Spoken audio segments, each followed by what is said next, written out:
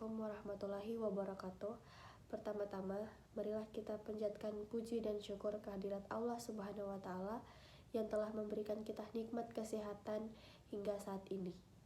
Tak lupa pula kita haturkan salawat serta salam kepada baginda besar, Nabi besar Muhammad SAW yang telah membawa kita dari alam kegelapan menuju alam yang terang benderang seperti sekarang. Perkenalkan, nama saya Zahwalun dengan NIM 2210801012, bisa dipanggil Zahwa. Saya dari Prodi Psikologi angkatan 2022 dari kelas A1. Baiklah, di sini saya akan memberikan penjelasan singkat yang membahas studi kasus tentang mengapa manusia seringkali melanggar norma agama dan norma sosial, serta beberapa langkah-langkah dalam mengatasi permasalahan tersebut. Dari materi yang telah diberikan, serta beberapa referensi yang telah saya dapatkan, ada beberapa faktor mengapa manusia seringkali melanggar norma sosial dan norma agama, yaitu berdasarkan yang kita ketahui, norma agama adalah sekumpulan aturan hidup yang biasanya berasal dari wahyu Tuhan. Adanya norma agama akan mengukur hubungan antara manusia dengan manusia yang lainnya, dan hubungan antara manusia dengan Tuhannya. Namun, masih banyak manusia yang melanggar aturan dalam agama, seperti melakukan hal-hal yang dilarang oleh agama. Contohnya, meminum minuman keras, mencuri, membunuh, bahkan melakukan tindakan seksual dan kejahatan kriminal lainnya. Dan ada beberapa faktor yang menyebabkan manusia melanggar norma sosial, yaitu kurangnya pengetahuan tentang norma, rendahnya kualitas pendidikan, desakan faktor ekonomi, rendahnya kesadaran hukum masyarakat, kurangnya kesadaran dan membantu manusia yang sedang kesusahan diakibatkan kurangnya rasa simpati dan empati terhadap orang lain, tidak dapat memanusiakan manusia dengan baik, serta kurangnya kualitas iman.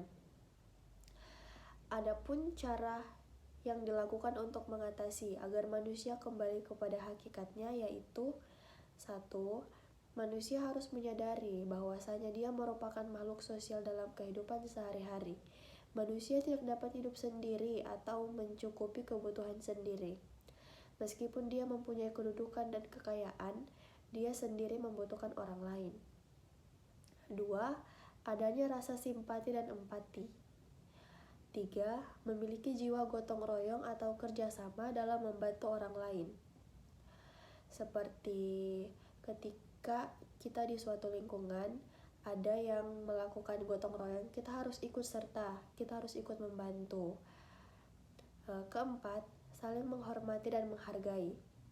Sebagai manusia, kita harus saling menghargai dan menghormati satu sama lain, baik dalam hal apapun, dalam bentuk ras, suku, kita harus saling menghormati itu. Kemudian, langkah-langkah yang dapat dilakukan agar manusia tidak melanggar norma agama, yaitu dengan cara 1.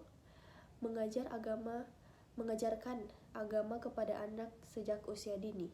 Mengapa demikian? Agar anak tersebut tahu, agar anak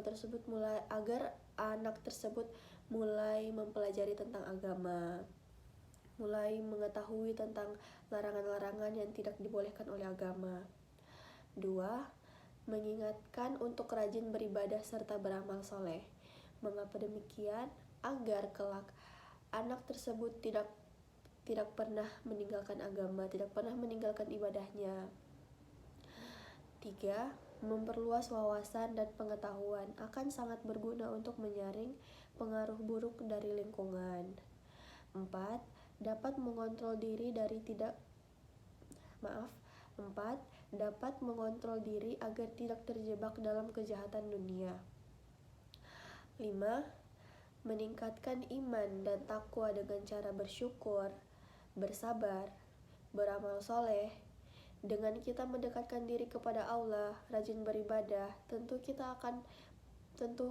itu akan membuat kita terhindar dari perbuatan yang tidak sesuai di jalan Allah. Seperti halnya dalam surah Al-Qalam ayat 4. Sesungguhnya engkau, Muhammad, berada pada landasan akhlak yang agung. Sebaiknya, kita sebagai manusia yang telah diberikan akal dan pikiran oleh Sang Maha Kuasa harus dimanfaatkan secara optimal. Kita harus berpikir cerdas tentang bagaimana cara mengaplikasikan sesuatu hal agar dapat menimbulkan efek yang baik bagi kita.